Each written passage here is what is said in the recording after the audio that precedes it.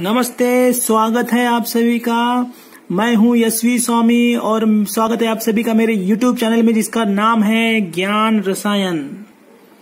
और आप सभी को पता है दोस्तों, लास्ट के जो वीडियोस थे हम लोग पढ़ रहे थे, we are going to study what is a chemical reaction and its types. हमने सभी ने देखा दोस्तों, the process in which one substance is transformed into another by breaking and making of chemical bonds is called as chemical reaction।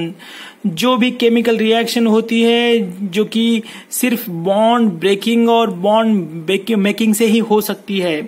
Again we have seen, आगे हमने देखा दोस्तों types of chemical reaction. Chemical reaction के 5 type हमने देखे थे, जिसमें से लास्ट वीडियो में हमने कॉम्बिनेशन रिएक्शन और डीकम्पोजिशन रिएक्शन देखा था। तो आज हम देखने वाले हैं डिस्प्लेसमेंट रिएक्शन। तो चलिए दोस्तों देखने जा रहे हैं अभी डिस्प्लेसमेंट रिएक्शन क्या होता है। सबसे पहले देखते हैं उसका डेफिनेशन।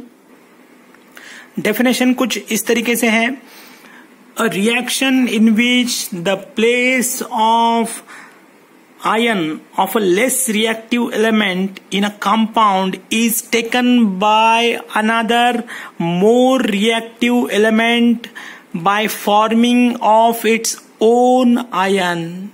यहाँ पे दोस्तों just please concentrate on these two things which is already highlighted। एक ऐसी रिएक्शन जिसमें एक less reactive element take place करेगा, रिप्लेस हो जाएगा और उसकी जगह कौन लेगा? More reactive element. ओके, चलो इस कॉन्सेप्ट्स को एग्जाम्पल के तौर पे देखकर अच्छी से क्लियर कर ले। So first example we are looking here, observing here, copper sulphate and Fe iron both will combine and what will form. यहाँ पे देखो दोस्तों, कॉपर जो है और आयरन जो है दो मेटल्स हैं। इन दोनों में से एक लेस रिएक्टिव होगा जो कि कॉपर होगा, जिसको रिप्लेस किया जाएगा, यानी कि Fe कॉपर को रिप्लेस करेगा, कॉपर की प्लेस लेगा और कॉपर को बाहर निकाल देगा। तो प्रोडक्ट बनाते हैं दोस्तों यहाँ पे। तो प्रोडक्ट कुछ इस तरीके से बनेगा, FeSO4 प्लस Cu।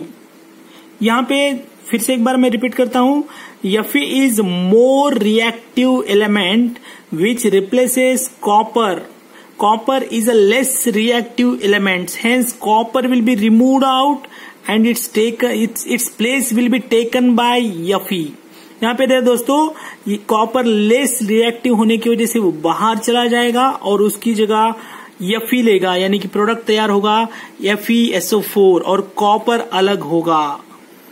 चलो देखते हैं second example, ZnSO4 plus Mg। Zinc sulphate और मैग्नीशियम मेटल में कौन ज्यादा रिएक्टिव है?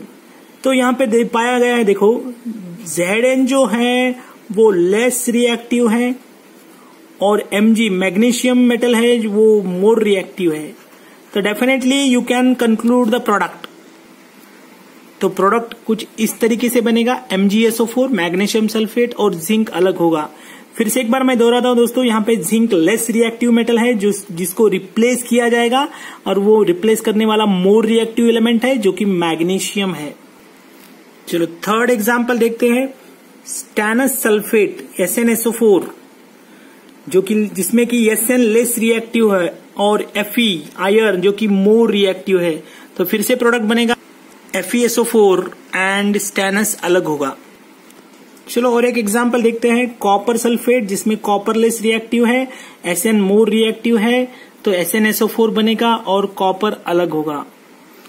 चलो लास्ट एग्जांपल देखते हैं दोस्तों आपकी प्रैक्टिस के लिए, सोडियम सल्फेट जिसमें कि सोडियम लेस रिएक्टिव मेटल है comparison to potassium. Potassium is a more reactive metal compared to sodium.